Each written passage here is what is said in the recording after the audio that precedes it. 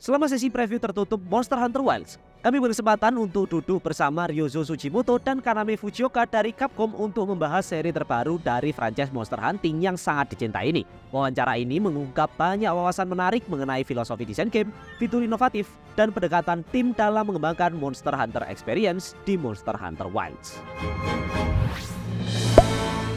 Setelah mencoba gamenya kemarin, kami merasa ada lebih banyak cutscene dibandingkan seri sebelumnya. Tampaknya tim developer ingin lebih menekankan aspek storytelling kali ini.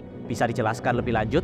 Fujioka-san menjawab, jika kita bandingkan dengan bagaimana tema dimainkan dalam World misalnya, Monster Hunter World sangat berfokus pada ekologi monster dan bagaimana mereka berperilaku di lingkungan dalam semesta Monster Hunter. Itu menjadi tema utama Monster Hunter World, termasuk juga hubungan antara monster dan hunter. Dibandingkan dengan itu, di Monster Hunter Wilds, tema utama masih tetap mengekspresikan ekologi monster, tetapi kali ini juga menambahkan manusia ke dalamnya. Bagaimana ekologi manusia berperan dan bagaimana manusia bertahan dalam peradaban, lalu menghubungkan monster dan manusia dalam suatu relasi. Itu akan menghadirkan dinamika yang berbeda dibandingkan yang pernah dilihat sebelumnya, termasuk bagaimana manusia memandang para hunter dalam eksistensi mereka di dunia Monster Hunter. Jadi, ada lebih banyak elemen drama manusia dan storytelling serupa yang berperan di sini. Salah satu alasannya adalah karena tema besar di Wilds adalah mengekspresikan ekologi manusia dalam semesta Monster Hunter.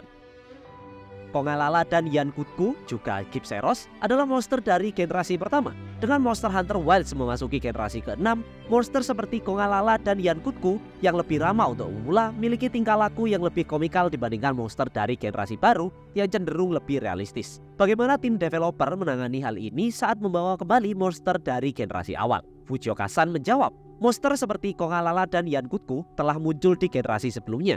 Meskipun beberapa penggemar mungkin menganggap monster yang diperkenalkan dalam generasi baru lebih serius atau realistis, setiap monster yang pernah muncul tetap menjadi bagian dari semesta Monster Hunter. Jadi, tidak ada kebutuhan dari tim developer untuk mengubah perilaku atau karakteristik monster lama agar sesuai dengan generasi baru. Cara kalian melihat monster di game saat ini adalah bagaimana kami merasa mereka seharusnya berperilaku sesuai dengan konsep aslinya. Jadi mereka akan tetap menjadi monster yang sama seperti dulu, bahkan di iterasi mendatang. Sangat mengagumkan bagaimana tim selalu menciptakan monster baru di setiap game. Bagaimana peningkatan hardware memungkinkan developer mengeksplorasi konsep desain yang sebelumnya tidak mungkin dilakukan, baik itu untuk herd monster maupun apex predator. Fujioka-san menjawab, tentu dengan peningkatan hardware dan teknologi ada banyak konsep baru yang kini dapat diwujudkan dalam game terbaru. Misalnya, seperti yang kalian sebutkan soal herd monster, dulu juga akan sulit bahkan hampir mustahil untuk menghadirkan kawanan monster besar karena keterbatasan jumlah entitas yang bisa muncul di suatu area sekaligus. Itu adalah salah satu hal yang kini bisa diwujudkan berkat peningkatan teknologi. Hal lainnya adalah monster yang saat ini dijuluki Black Flame yang muncul di trailer kelima. Jika kalian lihat di trailer, monster ini memiliki tentakel. Pergerakan tentakel yang kompleks dan detail seperti itu adalah sesuatu yang baru bisa kami wujudkan dengan teknologi terbaru. Selain itu, ada juga monster utama Arkfell. Jika kalian melihat trailernya, ekornya bergerak dengan cara yang sangat unik, hampir seperti cambuk. Gerakan yang detail dan halus seperti itu dengan rendering berkualitas tinggi juga menjadi sesuatu yang bisa kami hadirkan berkat kemajuan teknologi. Bisa diceritakan bagaimana desain Sacred dibuat baik dari segi visual maupun gameplay? Kenapa tampilannya seperti dinosaurus atau kemampuannya membawa senjata kedua serta auto move? Fujioka menjawab, salah satu aspek utama dalam desain Sacred adalah untuk memenuhi perannya sebagai support bagi hunter dalam menjelajahi dunia Wilds. Salah satu hal yang saya pikirkan adalah membuat Sacred memiliki 4 anggota badan, bukan hanya 2 seperti burung, serta kemampuannya untuk tidak terbang tapi melayang di udara. Itu adalah beberapa elemen desain yang saya pikirkan dengan matang saat merancang Sacred. Dari sisi gameplay, desain Sacred harus sesuai dengan kebutuhan pemain. Yang kali ini di Monster Hunter Wilds, hunter berada di dunia yang luas dengan kebebasan penuh untuk menjelajah kemanapun yang mereka inginkan dan berburu monster apapun yang mereka inginkan tanpa harus kembali ke base camp setiap saat. Maka dari itu, kami merancang Sacred agar bisa membawa 2 senjata serta kantong untuk menyimpan item kemanapun kalian pergi. Sehingga pemain tidak perlu kembali ke base camp hanya untuk mengganti senjata atau mengambil item dan mengganggu imersi. Jadi ya, itu adalah hal yang sangat seru dan sangat menyenangkan ketika mendesain Sacred. Dari sisi visual, karena Sacred membawa 2 senjata dan juga membawa item, kami juga merancang desain fisiknya dengan cermat, termasuk menambahkan kantong untuk membawa perlengkapan.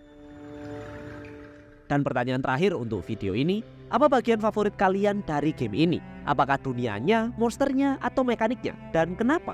Fujioka-san menjawab, Sangat sulit bagi developer untuk menyatakan ini adalah hal favorit saya dalam sebuah game karena ketika Anda membuat keseluruhan game, Anda mencurahkan seluruh kecintaan Anda ke dalamnya. Jadi bagi saya sebagai art director game ini, tentu saja yang paling saya cintai dan perhatikan adalah world building dan konsep serta desain dari setiap aspek game ini.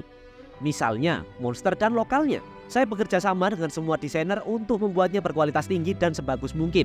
Jadi bagi saya benar-benar ingin para pemain merasakan world building dari game ini dan juga semua desain dan konsep unik yang kami buat untuk game ini. Terutama karena kali ini latarnya adalah Forbidden Lands. Jadi bagaimana latar tersebut berhubungan dengan perkembangan cerita game dan ekspresi unik yang akan lahir dari pemain yang terus berada di dunia tersebut akan menjadi sesuatu yang unik bagi para pemain. Dan saya sangat yakin bahwa para pemain akan menemukan beberapa aspek yang mengejutkan dari bagian tersebut saat mereka memainkan game ini. Sementara itu, Tsujimoto-san menjawab, bagi saya tentu sulit memilih satu aspek spesifik.